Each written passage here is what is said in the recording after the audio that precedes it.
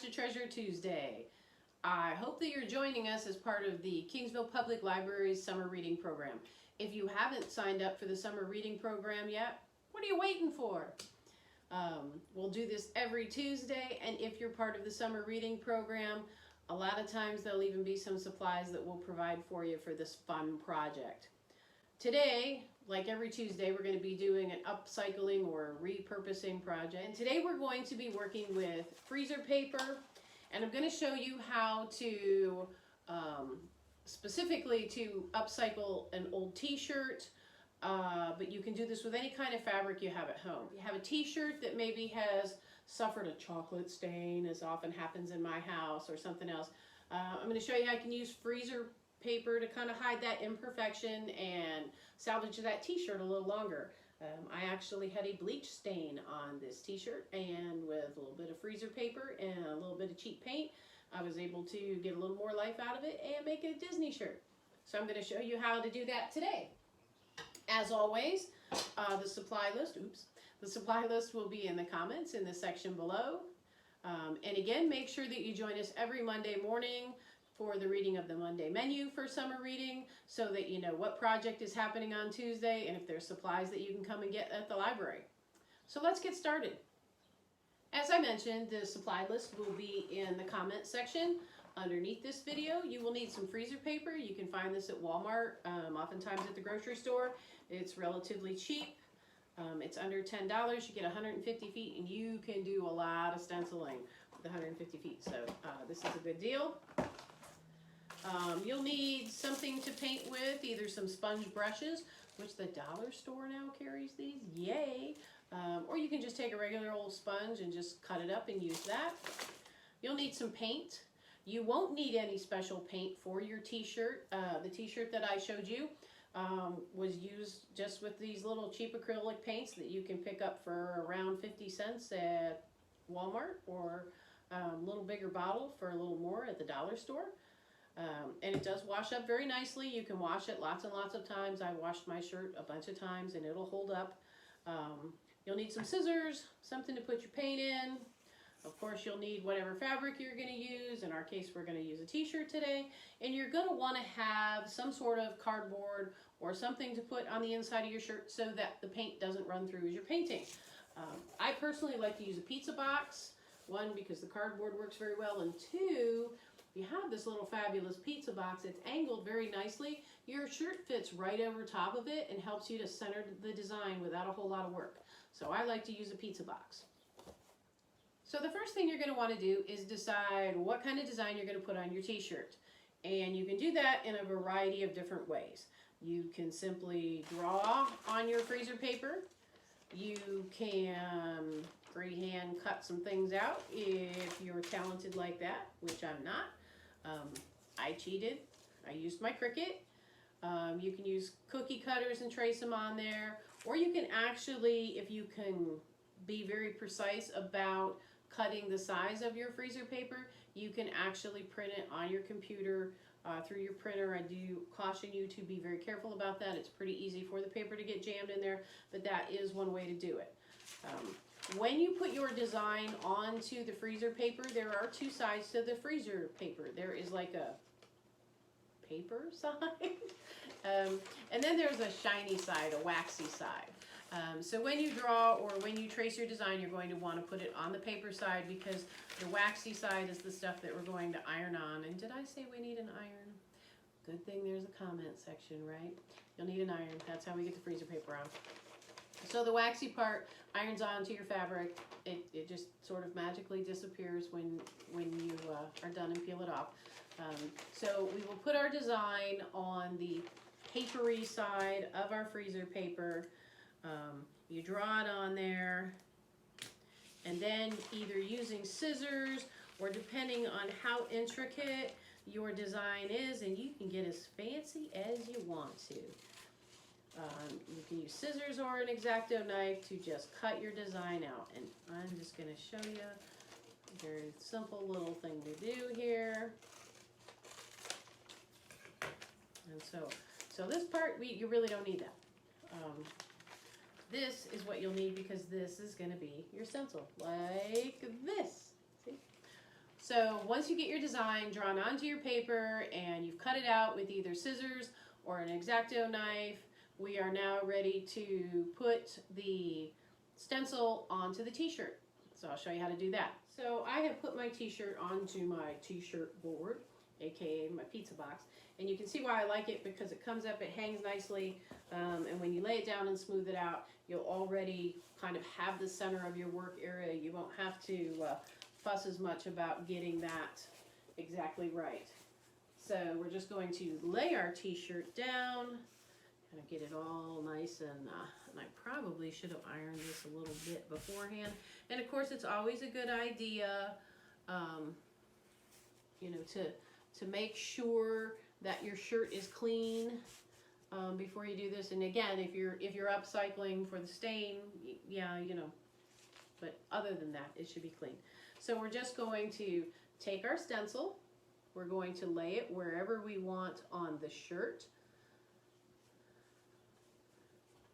And you can even, if you're doing a particular design and you want it to lay out a certain way and you know who's going to be wearing the shirt, a lot of times I will take a piece of chalk and I'll have the person, when my kids were little especially, you know, you want to make sure you got it, just because you don't want to put a design on and have it sitting down on their tummy or way up on their neck. You can always take a piece of chalk, have them put the shirt on and just mark it with a little piece of chalk as to where exactly you want that design, so that when you take it off, you'll know exactly where to put it. So we're going to take our iron and we're just going to press down on our freezer paper.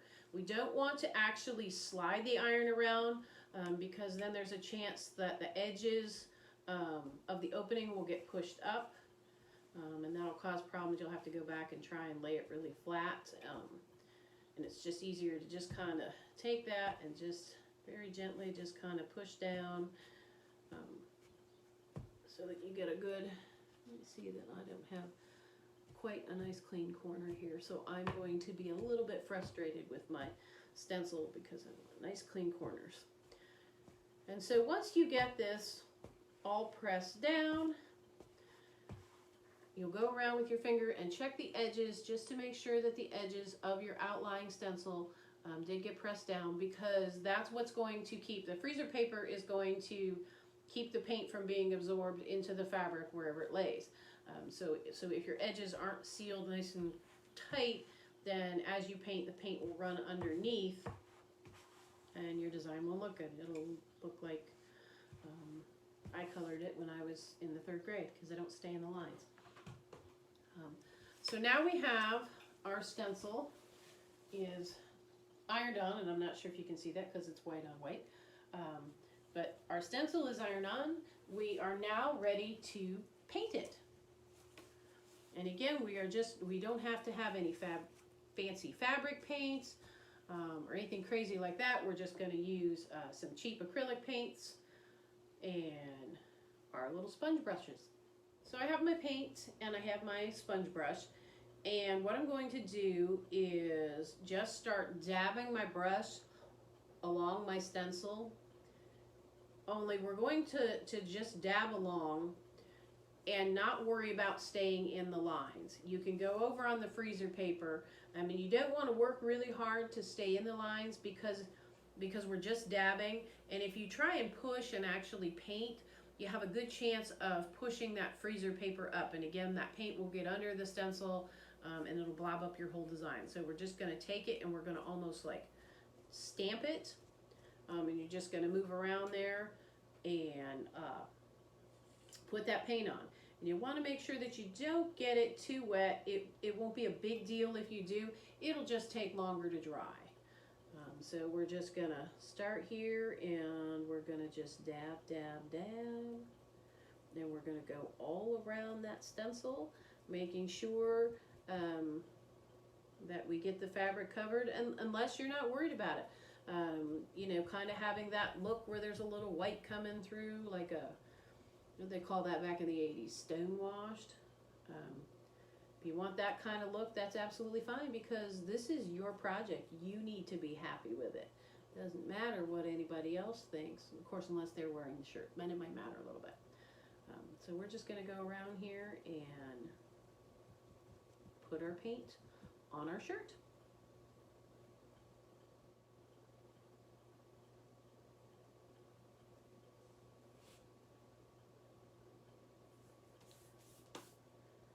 So once you have filled your stencil in completely, then we are ready to take the paper off. Now, if you've got it kind of wet, you can take a heat tool or a hair dryer and just dry a little bit till it's tacky, or you can just let it sit until it's partially dry where it's tacky. You don't want to let it dry completely with the stencil on, because sometimes it's harder to get off the shirt, and sometimes it takes a little bit of the paint with it. You don't want to take it off if you have excess paint sitting on the freezer paper, because that tends to run off sometimes, or if you have a little bit of extra on the shirt. So give that a few minutes to dry. But once it's kind of tacky, you can go ahead and pull the freezer paper off.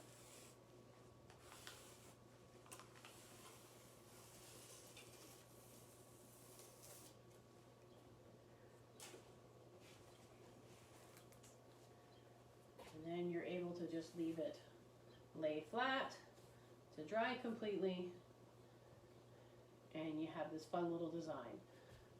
So these are great to make for family reunions or vacations.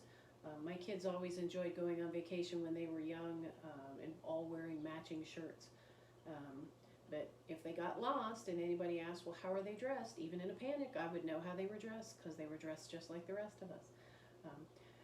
You can get as creative or keep things as simple as you want to, but this is, again, a very inexpensive project. You can take a piece of clothing that maybe was otherwise headed on the way out and turn it into a functional piece and have it hang around a while longer.